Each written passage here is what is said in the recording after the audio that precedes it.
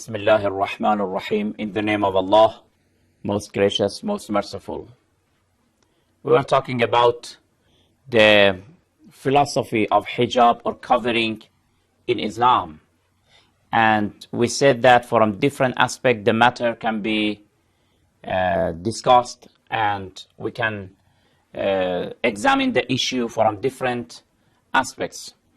One of the aspects was the mental aspect of this matter. If we want our society, our community, men and women, to have mental tranquility and relax, then we have to put some borders and limits for the communications between men and women. If we have unrestrained communications, then because of the faculty of passion for men and women, there is a kind of uncomfort, because when you want something and you are deprived of that, you will suffer. The societies that they don't have the issue of covering, and ladies and women do not cover themselves, and they come to the public with a lot of, for example, makeup, and the man cannot have access freely without any restriction to them, he will suffer. Mentally, he will not be comfortable. He will suffer, psychologically speaking. The second aspect of this matter is the issue of family. If we are looking for the solidity of the family ties, and we want a very strong family, we have to propagate for covering of the ladies in the public. When in a community there is unrestrained communication and interactions, and there are a lot of sexual gratification without any border and limit, what will happen? Then the youth will not go for marriage. They will not marry. And when you ask a young man at the age of 30, 35, 40, that please, why don't you marry to establish a family, to train children, etc., etc., what is the answer? Of course, they will say that when I am free and I can satisfy myself, why I should put a lot of boundaries for myself? Why I should imprison myself in a family? You see, for marriage, they are expressing and saying that it's a kind of prison, and we don't want to imprison ourselves. In the traditional communities, or in the communities when there is covering, because of the faculty of passion, a man, to satisfy his faculty, goes for a lady to marry her, to establish a family.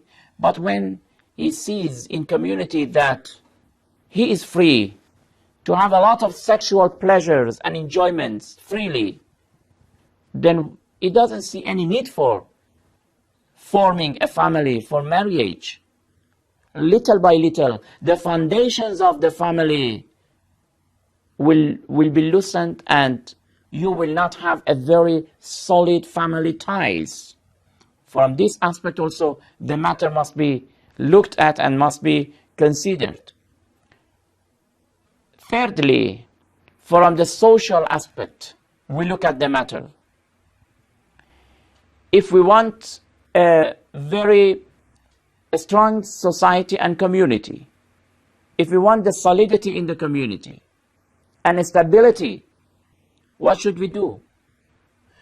Islam does not say that women must not come to the community. No. Islam does not want to imprison ladies and women in the houses. No. Islam does not say that a woman must not come and play a social role. Of course not. Islam is for the social activities of a woman, advocates it. Islam says that a woman must have a very active role in the society, in the community. She should play a role in the success and prosperity of that community. Islam does not say it. Islam says that seeking knowledge is obligatory both for men and women, both of them. But when there is unrestrained interactions and communications, this will cripple the society. Exactly contrary to those people who say that hijab and covering will cripple the community, we want to claim that no. Without hijab, without covering, if women comes out naked or with a lot of makeup, then that will result in the crippling of the community and society. It's just a matter of having a look into the surveys of the schools, factories, ministries, in where there are men, both men and women. If in a university, for example, the youth are studying in a classroom, both of them, boys and girls, they are there.